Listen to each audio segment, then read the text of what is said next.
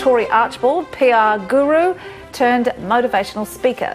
I feel like I've known you for probably 20 years now. You are a PR powerhouse. The formula to my success has always been my values. My values throughout my career have always remained the same. So they've always been passion, because I believe that if you're passionate about something, you're going to attract other people and other brands into your life that are equally as passionate. The second value is integrity in not only the people that I work with, but the brands. And again, you tend to attract the really good ones that hold that value.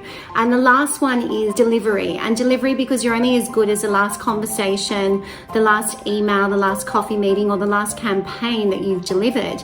And I feel that the secret to success is if you understand what your values are and you're not willing to compromise, you will end up attracting what you're meant to have into your life. And that's how I attracted all of the world's leading retail brands into my life, because the referrals came in because people heard that I was passionate, they heard that I worked with integrity, but most importantly, they heard that I delivered for other brands and they wanted some of that secret ingredient.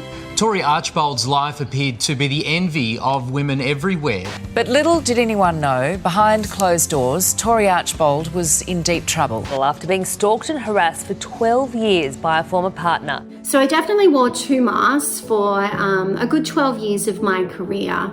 In 2014, my beautiful daughter Bella was born, and 9 months into her life, my life basically it unraveled, it fell apart, and the person who I thought was my partner for life ended up being a very different version. And it wasn't until 2019 that I decided the time was right to actually share what had happened behind the scenes for all of those years, because I felt that if I was strong enough as a woman to come forward and say in life, you know what, we do get faced with adversity, we do have challenges, but if we're able to overcome them and switch our thinking, anything is possible, my story might resonate. Since sharing your story, you've had a phenomenal response from women. I think particularly women in the corporate world, they can have this really tough exterior, can't they?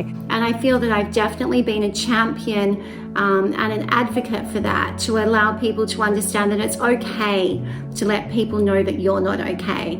And also it's okay to show people that there is a pathway forward and that you can succeed when you just decide to be yourself. I had the pleasure to interview Tori to provide us with some vital tips to stay focused through these extremely difficult times. Lean on your tribe.